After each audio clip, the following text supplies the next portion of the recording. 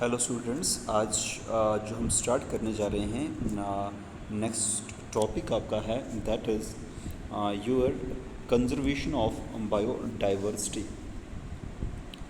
देखो, इससे पहले जो डिस्कस हम ऑलरेडी कर चुके हैं that is threats to biodiversity. अगर देखा जाए तो क्या क्या थ्रेट्स हैं बायोडाइवर्सिटी को लेकर एंड वो किस तरह से अफेक्ट करती हैं to the environment, to the human being और टू अदर ऑर्गेनिज्म। ठीक है, तो वो हम ऑलरेडी डिस्कस कर चुके हैं। Now your topic is conservation of biodiversity. अब हमने बायोडाइवर्सिटी को कंजर्व करना है तो कैसे, what are the various method जिनकी वजह से by of which we are able to conserve the biodiversity. So अगर एट प्रेजेंट की बात करें हम तो जो मोस्ट प्रेजेंट इन्वायरमेंटल इशू है वो है आपका कंजर्वेशन ऑफ बायोडाइवर्सिटी, क्योंकि बहुत सारे फैक्टर्स हैं, आइदर ह्यूमन मेड फैक्टर्स और नेचुरल कुछ भी है।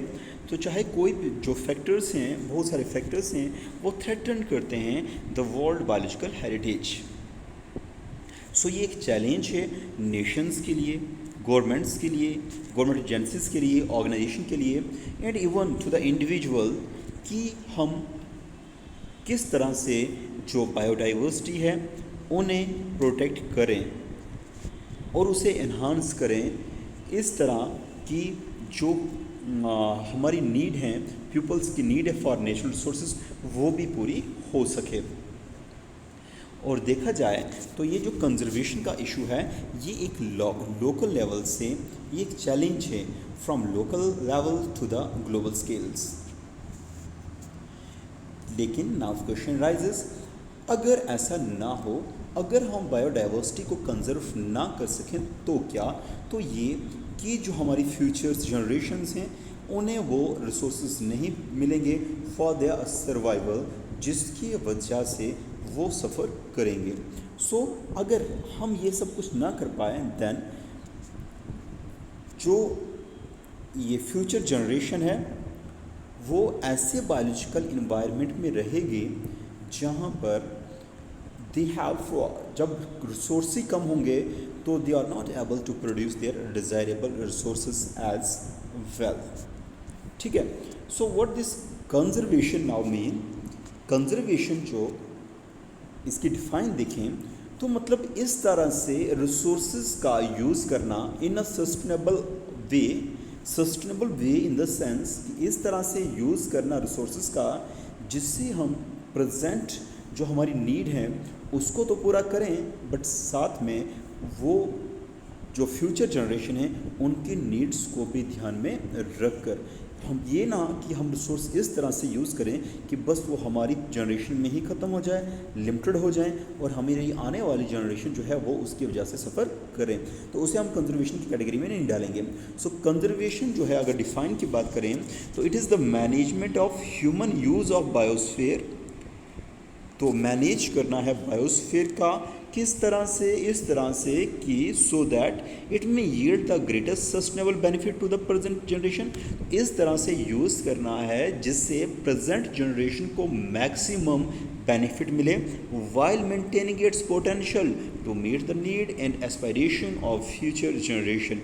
तो मतलब ये हमने ध्यान में रखना है कि हम अपने लिए तो मैक्सिमम बेनिफिट उससे ऑब्टेन करें, लेकिन साथ में हमें उसके पोटेंशियल को, उन सोर्स के पोटेंशियल को उनको मेंटेन करना है ताकि वो हमारे फ्यूचर की जो जनरेशन है उनके नीड्स को और एस्पायरेशन को पूरा कर सकें। Now conservation of our natural resources has following 3 specific objectives. So सबसे पहला ऑब्जेक्टिव जो है to maintain essential ecological process and life supporting system. All of you know कि विद इन द इकोसिस्टम हर एक ऑर्गेनिज्म एक दूसरे पर डिपेंड करता है, आइदर फूड और फॉर शेल्टर। यहाँ पर जब हम बायोलॉजिकल डाइवर्सिटी की बात करते हैं मतलब यहाँ पर हम एनिमल्स के साथ साथ हम प्लांट्स की भी बात करते हैं। सो अगर देखा जाए तो इकोलॉजिकल प्रोसेसेस जो भी हैं उनके लिए इन्हें तो कंजर्व करना तो बहुत इम्पॉर्टेंट है। Next, to preserve the diversity of species or of the range of genetic material found in an organism on the planet। और of course आए दिन आप सुनते हो कि स्पीशीज जो है ये एक्सीडेंट हो गई, वो स्पीशीज़ ख़त्म हो गई, ठीक है ना। सो इसलिए हमने कंजर्वेशन इसलिए करनी है ताकि हम जो हमारे पास स्पीशीज़ की डाइवर्सिटी है, जो हमारे पास डाइवर्स ऑर्गेनिज्म है, उनको हम कंजर्व करके रख सकें, ठीक है ना, उन्हें हम प्रिजर्व करके रख सकें। And to ensure sustainable utilisation of species and ecosystem, जो सपोर्ट करता है million of rural communities as well as the major industries all over the world. So one more thing is, conservation इसलिए करना है ताकि हम रिसोर्सेज का sustainable utilisation कर सकें, ठीक है। नाउ अब इस कंजर्वेशन के लिए दो मेजर बेसिक अप्रोचेस हैं। One is your in situ conservation, another is your ex situ conservation. So discuss करेंगे सबसे पहले होता क्या है in situ and ex situ, ये समझने की कोशिश करेंगे। एंड आफ्टर दैट डिटेल में डिस्कस करेंगे इन सीटू में हमारे पास कौन से एस्पेक्ट्स आते हैं जो हम इन सीटू कंजर्वेशन में स्टडी करते हैं, and then about the ex situ conservation. So first is your in situ conservation. In situ conservation also known as on situ conservation, मतलब इन सीटू होता है simple in their natural habitat.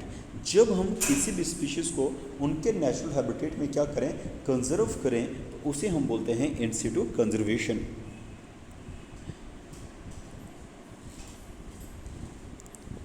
देखो ये जो conservation है, this type of conservation, ये apply होता है, it is applicable for both plants as well as animals, that is for fauna as well as for flora, ठीक है ना। लेकिन द इन सीटू कंजर्वेशन ये यूज़ नहीं होता है for what, domesticated animals and plants, क्योंकि जो कंजर्वेशन है ये पॉसिबल है कैसे, by protection of population in nature, ठीक है। तो इन सीटू में हम जो ऑर्गेनिज्म को कंजर्व करते हैं तो उनके नेचुरल हैबिटेट में। नाउ इन सीटू कंजर्वेशन जो है ये कंप्रहेंसिव सिस्टम है ऑफ वर्ट of protected area which involve setting aside large portion of earth surface for wildlife with emphasizes either to save the entire area और an endangered species. Okay, तो according to world conservation union protected areas होते क्या हैं।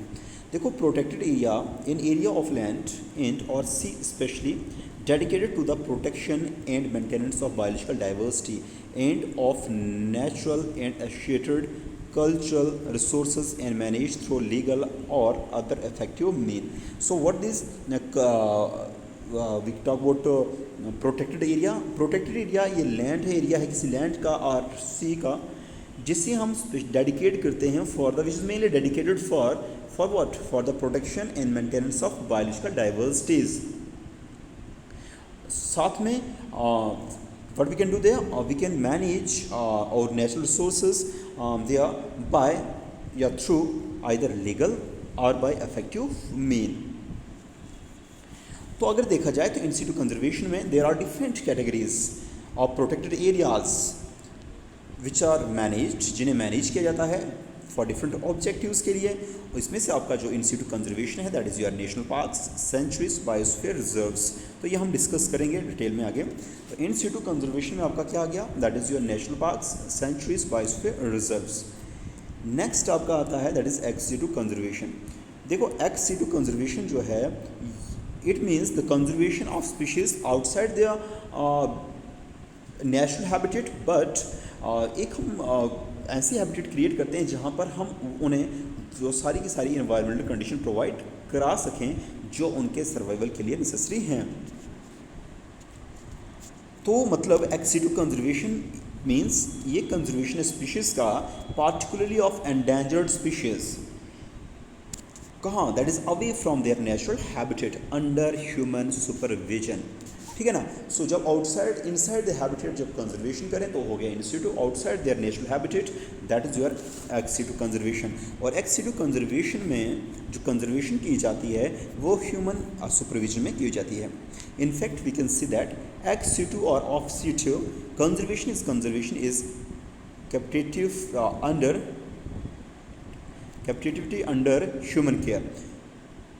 Captive breeding aims at maintaining viable and healthy genetic captive stock in conservation facilities, and it means it mean to supplement initiative.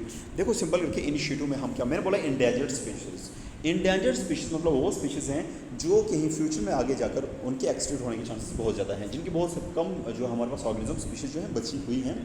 तो अब क्या किया जाता है कि जो ये इंडेंजर्ड स्पीशीज़ हैं इन्हें वहाँ से लिया जाता है इनके नेचुरल हैबिटेट से, और उन्हें outside their natural habitat under human supervision उन्हें की कंजर्वेशन की जाती है, ठीक है ना, ताकि हम उनके नंबर को जो है वो इंक्रीज कर सकें।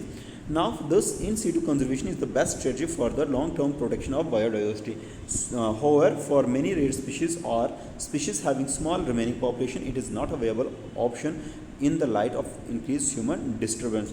तो फिर वही यहाँ पर कॉन्सेप्ट है कि अगर हमारे पास कोई ऐसी स्पीशीज है जिनके बहुत सारे फ्यू ही ऑर्गेनिज्म बचे हुए हैं, तो उन्हें जो है mainly viable, this is the important species viable seeds, जैसे सीड्स की बात करते हैं वियबल ऑर्गेनिज्म की बात करते हैं जो मोस्ट इम्पॉर्टेंट ऑर्गेनिज्म है, लेकिन जो अब क्या है एंडेंजर्ड है, तो उन्हें जो है हम एक्सिटू कंजर्वेशन की तरह से या by using ex situ conservation method उन्हें हम कंजर्व करते हैं।